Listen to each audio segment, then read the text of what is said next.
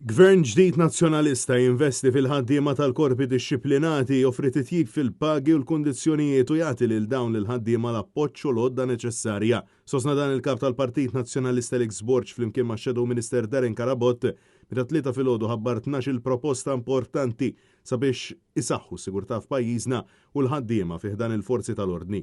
Alex Borg sostna li la darba l-elettorat joġbu jagħti fiduċja lil Partit Nazzjonalista se jkun qiegħed itejjeb il-pagi u l-kundizzjonijiet ta' dawn il-ħaddiema jirrinnova l-assess preżenti kif ukoll jiftaħ l-assess magħluqin bil-għan li r-residenti jkollhom assistenza xierqa. Aħna rridu naraw illi għal kontrarju ta' dak li għamel il-gvern tul dal-aħħar 13 sena u kważi spiċċa li għalaq l-assess kollha madwar Malta għaliex aħna rridu nerġgħu niftħu l-assess kollha bl-għodda neċessarja, bil-pulizija neċessarja biex ikunu f'dan l-assess, però ovvjament tibda billi tolli l-kondizzjoni tul pagi u r-rispett lejn il-pulizija sabiex dawn ikunu dejjem hemmhekk imorru motivati fiħdan il-korp.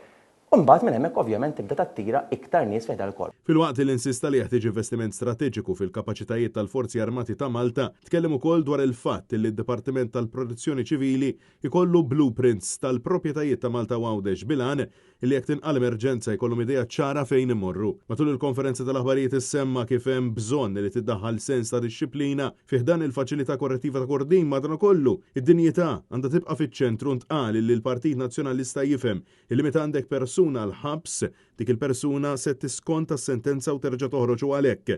Ir-riforma hija importanti biex ma jinħolqux aktar vittmi. Proposta importanti u li ntlaqet tajjeb ħafna hija dik intiża biex jinżammu aktar nies b'esperjenza fih dan il-forzi dixxiplinati u jitkabbar il-volum ta' uffiċjali.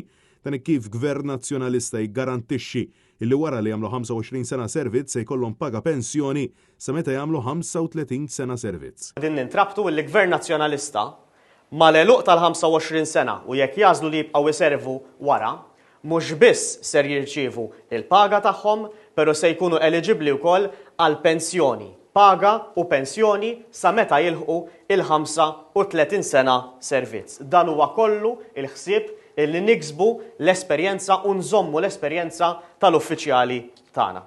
Intant, Gvern Nazzjonalista jissokta bil-ġlieda fuq it-traffikanti ta' droga aktar protezzjoni l-residenti u jiggarantixxi r-rispett mill-ġdid lejn l-uniformi.